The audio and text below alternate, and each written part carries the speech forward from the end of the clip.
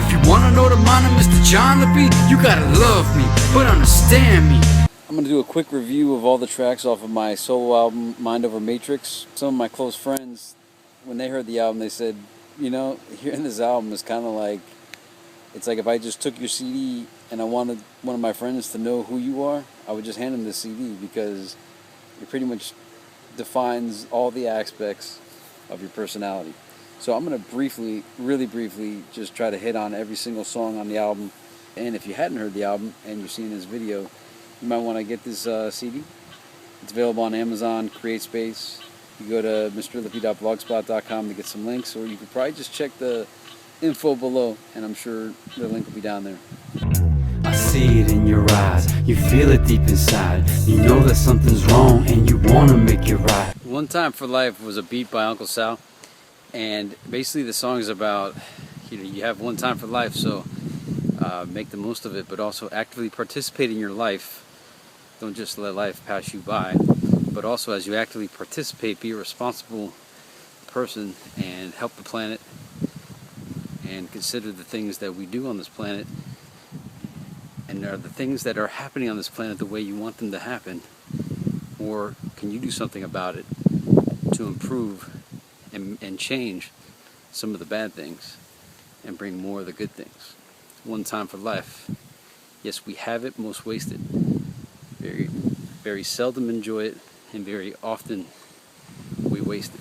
My feet attached to the ground that you walk on, my soul merge with yours in each and every one. Consciousness evolves as we revolve around the sun. Every moment as the story unfolding is basically a track about my origins and just some kind of like spiritual philosophy on the second and third verse. Your life, your hours, your life, your hours, your life, your hours, your life, your hours of life. Your Life, Your Hours is a song about getting a paycheck and not being quite what you thought it should be, or getting your first paycheck and thinking, how the heck can people live on this? And then not only those things, but just basically how much life costs and how time is money and money's time. And that we work for money and we just keep working and working, and what a bunch of crap. And all the money gets taken through taxes, inflation, and other things. So I think anybody that works can relate to this track, and this one was dedicated to all you, which is 99% of you. I don't think anybody could disagree with this track, so holler if you hear me. Charades and parades, pretend every day, just another slave to the game. Charades and parades, realize what life is like. Charades and Parades is pretty self-explanatory from the intro. It's also the title to a book that I had published in 2002. I originally wrote the first verse, actually the whole song for the most part, as a senior in college in the year 2001. It finally became a song in 2003. And in fact, Uncle Sal had made that beat for it based on the original beat we had made.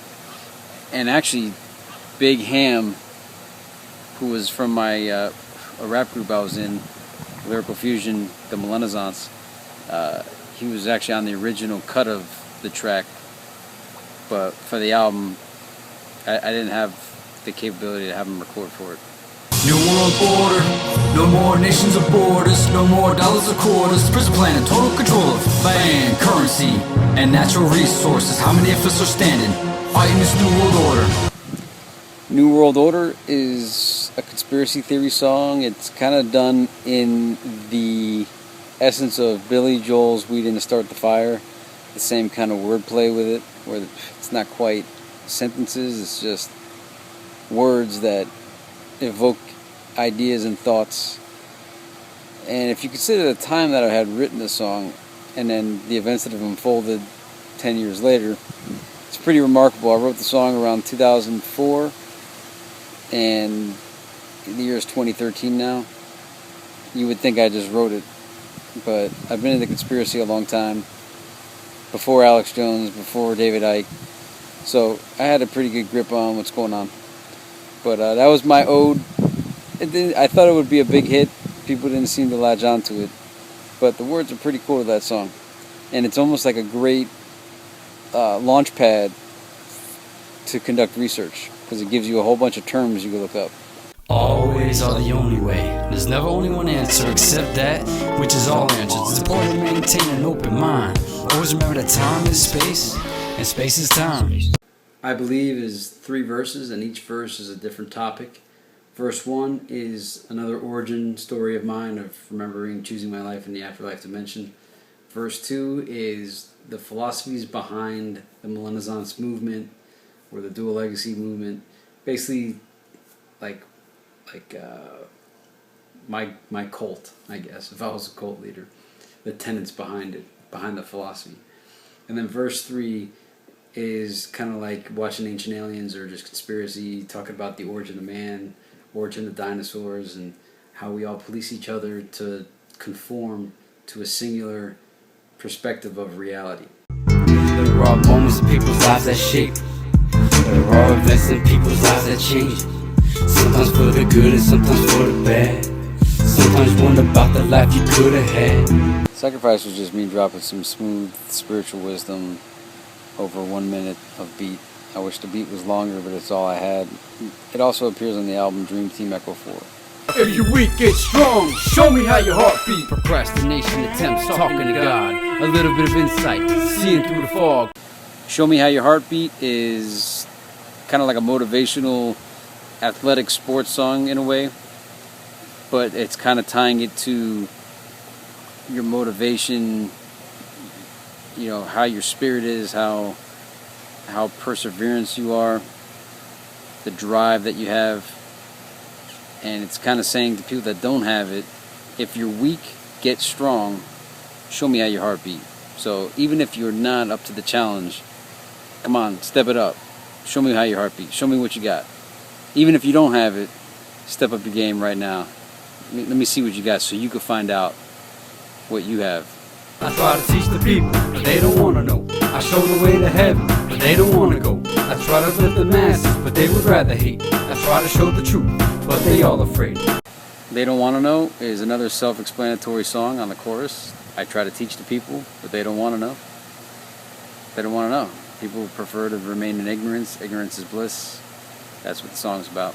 That I will open your mind. Most of what you believe in is a lie. Programmed into your mind to keep you in line. Unlimited and distorted version of what you can be, to prevent you from thinking that you could ever achieve. So Open Your Mind. This is the last time that I will open your mind. So it was the last song on the album that stuck with the theme of Mind Over Matrix. And after that, kind of entertainment, fun stuff kind of ensued. So the song was kind of like saying, I've been trying to enlighten people with information, but they've just been rejecting it. I've led the horses to water, but they're still not drinking. And you get to a point where you try to open people's minds, enlighten people, and when you find that they just want to be the cows in the pasture waiting to be eaten. Those are some of the lyrics. That you just kind of say, all right, you know what, this is the last time that I'll open your mind. Let's open your mind.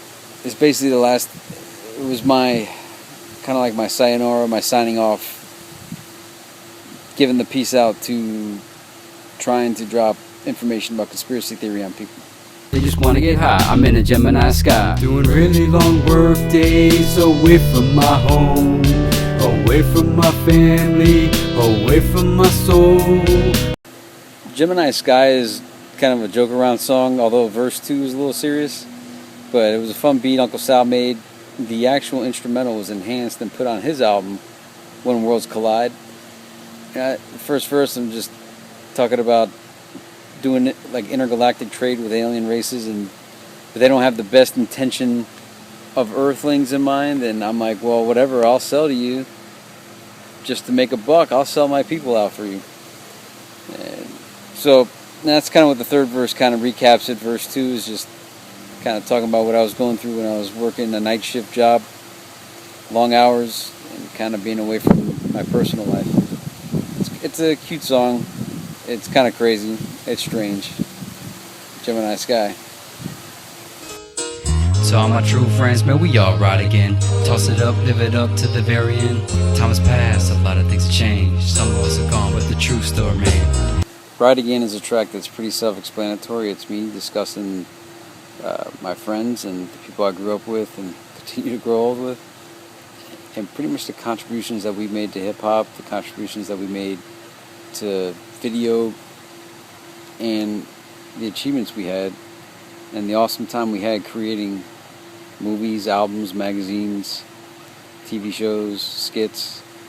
So in the 90s, we had, from 93 to about 2000, we used to make a lot of videos, a lot of songs, a lot of music, over 250 songs, 10 albums.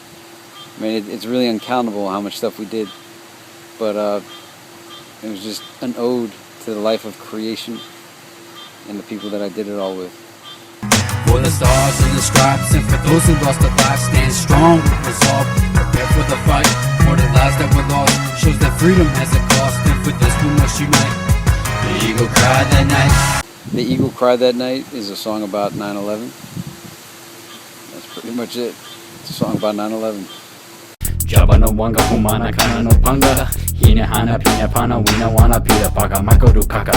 I eat a baka maka. Jaba no Wanga is an ode to 80s movies, an ode to great lines from some of the shows that shaped my brand of comedy over the years. It's an ode to Pee Wee Herman.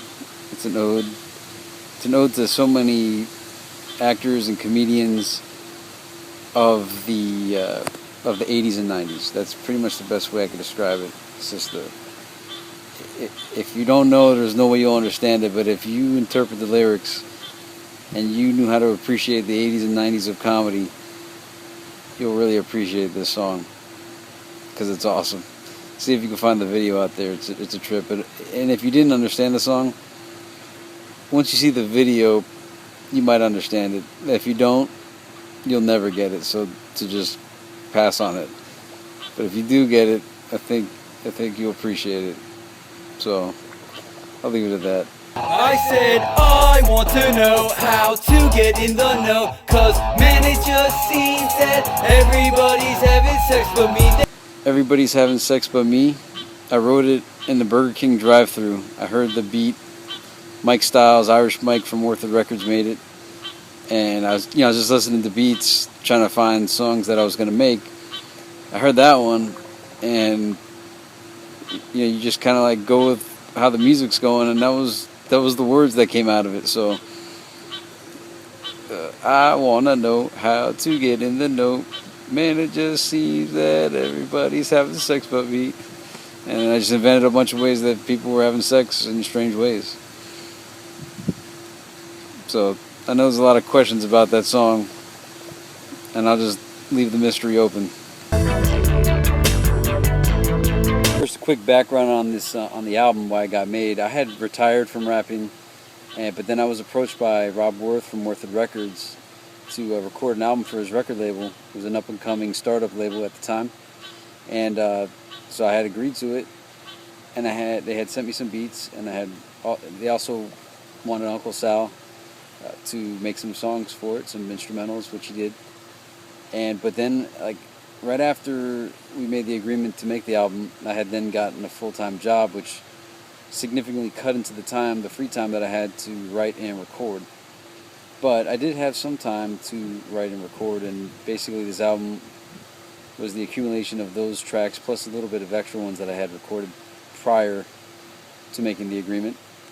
And so that's what this is. It was an album that was supposed to come out on Orchid Records, and later on, I guess, was published through Dual Legacy. Never really had an official release, but it's an official CD. It's manufactured, and if you purchase it from Amazon, it's shrink wrapped and has a barcode, the whole nine.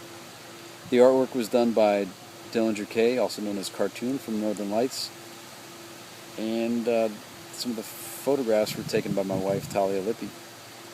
The album is pretty much my philosophy at the time, and for the most part at this period of time now in 2013. It's a lot of my thoughts put into rhyme format. It's a rap CD, in case you didn't know. But it's not rap, hip-hoppy. It's not in-your-face kind of rap. It's conscious. And, it's an album with a message. It's a topical album. First 10 songs are all on a consistent theme. And that's pretty much to suggest to people to enlighten themselves, open their minds, think outside the box, to ask questions, critically think, and to uplift themselves, to be positive, to be the best that they could be. It's not about bringing yourself down. It's not about materialism. It's not about doing drugs or alcohol. It's against most of those things.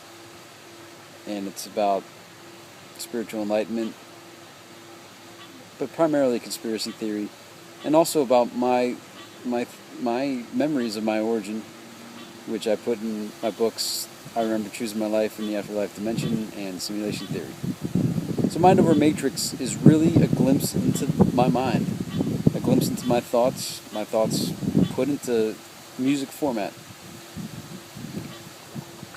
And it was done for Worth the Records, so big shout out to Rob Worth, as well as Dual Legacy Entertainment, Dylan Kay, and the whole Northern Lights Nation. And that's why it was made.